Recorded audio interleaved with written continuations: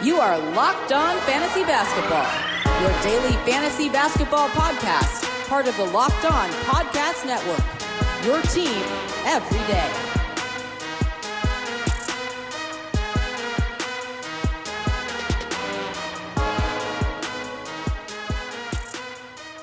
Hello and welcome to the Locked On Fantasy Basketball podcast brought to you by Basketball Monster. My name is Josh Lloyd and I am the lead fantasy analyst at basketballmonster.com and at Yahoo Sports Australia. And you can find me on Twitter as always at redrock_bball and on Instagram at Locked On Fantasy Basketball. Today, I'm looking at players who I think are rostered in too many leagues and guys that you can consider to be droppable players, whether that means they're an auto drop or not. It probably doesn't. It's more that they're in that discussion depending on who's on your waiver wire, how your team looks. But these are guys that when you're looking for that hot free agent, when you're looking for someone maybe to activate off your injured reserve slot, and I'll talk about that in a second, these are guys that you could consider, maybe they're not players to hold on to in every circumstance. Michael Bolton. Let's get to it.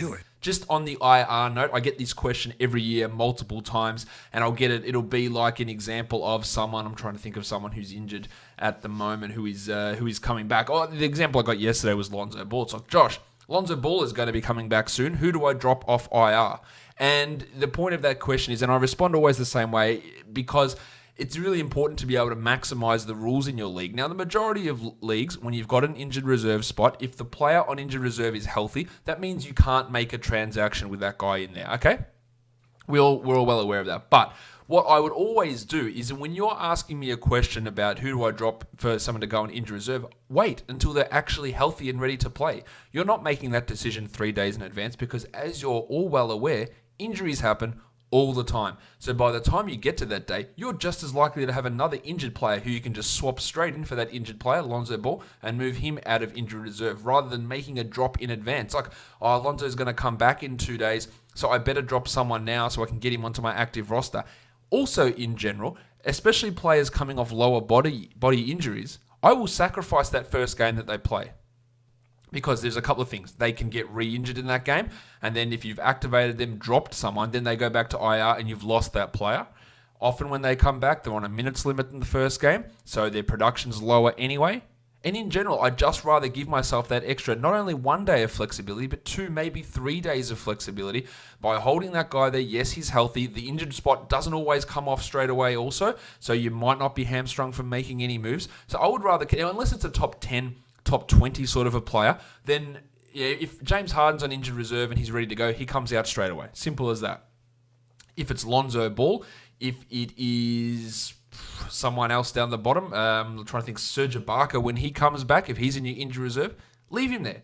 Because by the time that he comes back and he's ready to go, he plays that game. In the 2 days before he plays his second game, someone else may have gotten injured.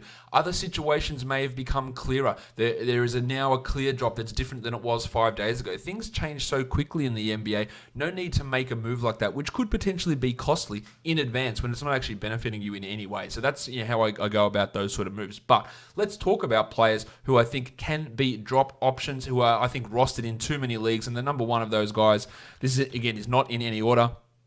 The first guy I want to talk about here is Enes Kanter, who's still rostered in 58% of Yahoo leagues.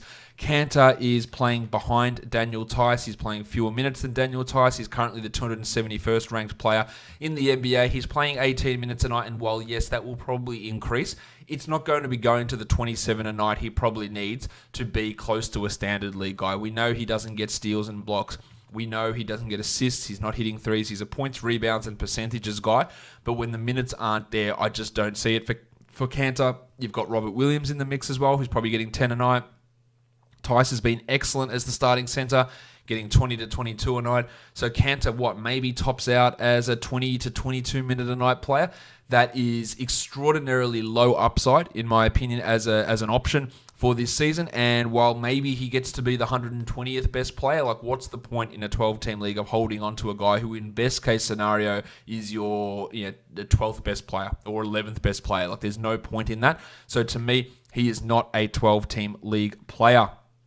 Let's talk about the next guy on my list, and that is Dwight Howard of the LA Lakers, a couple of Lakers on this list. Howard, who was putting up some pretty strong numbers to begin this season. Actually the next guy on my list, once the future MVP Kyle Kuzma arrived, Howard's numbers did start to drop. He's 137th on the season, averaging 7 and 8 with 1.6 blocks and 76% from the field. Now, two things really stand out there.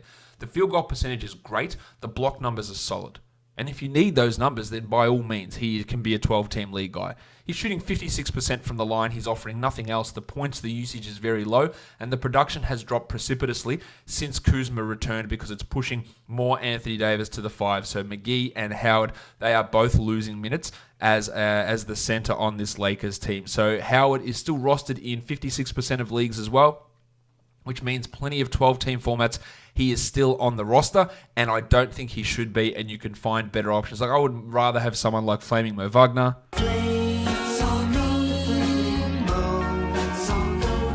than Howard generally, but of course that is quite dependent. If you're looking for some field goal percentage and blocks, then Howard's the guy. Points with some rebounds and some good free throw shooting, then Wagner's going to be a better option. Let's move it on to Howard's LA Laker teammate, the future MVP Kyle Kuzma. He's had an interesting start to this season. He comes out and he has these real hot streaks, and yeah, people tell me, hey, look at Kuzma, Josh, he's playing well. He's still the 192nd ranked player because he has these hot streaks and he hits like 5 of 6 shots. And then he disappears. And then we see nothing else from him, and he doesn't contribute in other areas. He's averaging 14 points, 2 threes a game. Yeah, solid enough start. 4 rebounds, 0.7 assists, 0.1 steals, 0.2 blocks, 45% from the field, 33% from 3. That really just echoes what he did last season. These steal numbers and block numbers are low, but you don't look at Kuzma and go, well, he's got a history of it. He'll come back and be a good defensive player, because he won't. Will he come back and be a good passing guy? No, he won't. Like, this is just sort of who he is, with the usage being reduced significantly from where it was last season, with the minutes likely down as well. It's hard to see Kuzma really even cracking the top 150 this season, and he is rostered in a staggering 85% of leagues. His numbers have gone up. He was on this list last week, and he was ranked, he had 82% of leagues he was rostered in. It's gone up, and should not be going that way. Nothing that he has done since he started the year has made me think that he is a rosterable player. Jingling Joe Ingles. Love Joe Ingles. But I just don't think it's happening for him in fantasy. And with the return of Dante Exum, I hear that Ingles will be losing maybe a couple of minutes there as they get Exum into the rotation. He's the 208th ranked player so far. He's rostered in 62% of leagues. He can still be an assist streamer, but he was giving you 6 assists a game last year. With Mike Conley there, he's giving you 3.5 now. So that value has dropped off. Yes, his shooting will improve. He's hitting 28% of his threes, 35% overall. That will improve. There's no doubt about that. But otherwise, Ingles, the minutes are well down. I don't think they're coming back up. The assists are down. I don't think they're coming back up. He, to me, is not a 12-team league player any longer, unfortunately, because, of course, I do like him. I do like this next guy as well, but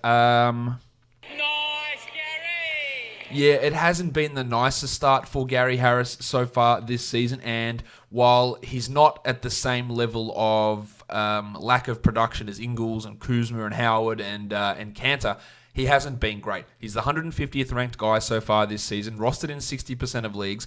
He's playing 32 minutes a night, so that's a good indicator, but 11 points, 1.7 assists, the 1.3 steals, so the steals are getting back up there, but he's hitting 41% of his shots, only 73% from the line, 35% from 3, and a putrid 16% usage, and that's the concern. This was a top 50 guy 2 years ago with high steal numbers, elite efficiency. Now his efficiency is just good to maybe very good, but not even there. The usage is well down, the minutes are 2 or 3 minutes less as well. And again, he can be better than 150th. I have no doubt about that. But what does he top out as, 120? Like, I thought there was a real chance for a bounce back for Harris. You pick him around that 120 mark in the draft and see how it goes. It's not going. It's just sort of doing what it does. He's doing what he is. He's a bit better than what he was last year, playing more minutes, but the production isn't great. And again, if you're looking for that guy off the waiver wire, if you're looking to make a smart, quick move on someone, Harris should be someone who's considered expendable. The next player is Fanta Pants Kevin Huerter, and this is solely because of the injury. Now, I like Huerter, and I think when he comes back, he should be a 12-team league player. but he's out for the next 2 weeks with his shoulder injury. Might be out longer than that. He already had the knee injury to start the year. And again, what's his upside? Can he be a top 70 guy? Like, I highly doubt that. He will definitely get those minutes over Reddish. He'll play the minutes over Bembry. He'll be a 30-minute-a-night guy. He'll score a bit. He'll get some assists. But it's just completely middling type production that you can find off the waiver wire. You can find it in Gaz Harris if you want. And holding on to a guy like Herter when you almost undoubtedly have other injuries as well is not a good use of that roster spot. So while I like him, and I think he is a 12-team league guy, and when he's back, I'll probably look to add him. For now, he's a droppable player because no one's going to be scurrying to get him. And if they do, oh well, I don't think you've missed out on all that much by losing Fanapants. Rui Hachimura is my next guy who I think is a droppable player. He just isn't very good. From a fantasy point of view, I just don't see it with Rui. The minutes are there in general, but there are games where he's been pushed up and down. He's only playing 28 a night. He's averaging 13 points. And 13 points is a big number. It's a much bigger number than like 1 block per game. But 13 points is well below average in fantasy basketball. You need 15.5 to be an average player in that category. 1 block, you're above average. So it is a little bit of that, well, look at that big sexy number in that first column, and it looks good. Oh, he scored 20 in this game. Great, but what else did he do? And the answer is almost exclusively nothing.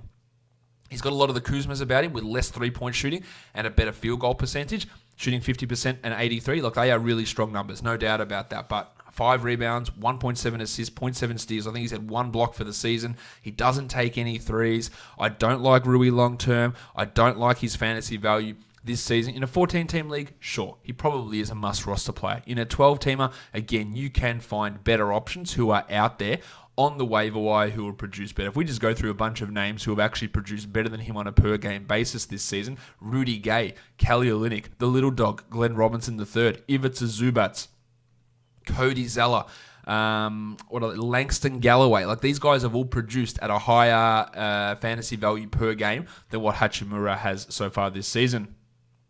Another injured guy that I think is a droppable player, Karis LeVert of the Brooklyn Nets. Not that I don't think LeVert's a good player, but he's out for a very long period of time. And this is a guy whose numbers hadn't been great. 173rd ranked so far this season because both of his percentages had been poor, a problem that had plagued him throughout his career. He was averaging 17, 5, and 4. That's really, really strong. But again, can you deal with a bloke who's going to miss 20 games? Do you have any other injuries? If you do, that's really hard to drop. Like, if you're debating between De'Aaron Fox and Gordon Hayward, DeAndre Ayton, John Collins, Karis LeVert, out of that group, if you've got one of those other players, LeVert's the drop.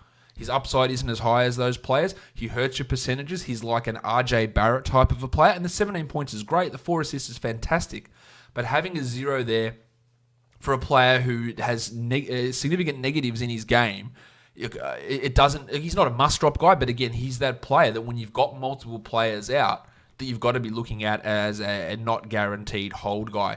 And another guy that I mentioned here, I just talked about him, Rudy Gay, is, to me, inexplicably rostered in too many leagues. He is rostered in 52% of leagues. Look, he is the 135th ranked player this season. That's nothing to sneeze at. He's averaging 11 and 6.5. But we're not in fantasy playoff mode yet. And in fantasy playoff mode, a guy that consistently gives you those numbers is strong. But what's his best case scenario? Like, how does he get better than this? 11 and 7. What does he do better? The answer is probably nothing. So this is like his best case upper ceiling. Maybe he goes from 135th to 120th. Maybe. Again, using that spot to churn, to grab the next hot player, to see what develops. If an injury occurs, to grab that replacement is much better than holding on to Rudy Gay's 12th man type production. That's how I see it. Anyway, so they are my list of guys to drop for this week in fantasy basketball. Subscribe, Apple Podcasts, Google Podcasts, Stitcher, Spotify, and on YouTube as well. Give me a comment down below. Also, go check out my colleague, Kyle McEwen. He has got a show. It's on all podcast platforms and on YouTube. It's called Morning Hoops. Go and check out Kyle's show over there. It's not exclusively fantasy. There's some fantasy talk, but he's mainly just doing NBA game recaps and just talking about stuff in the NBA. So check it out, Morning Hoops, and go support Kyle over there. Guys, we are done here. Thank you so much for listening, everyone. See ya.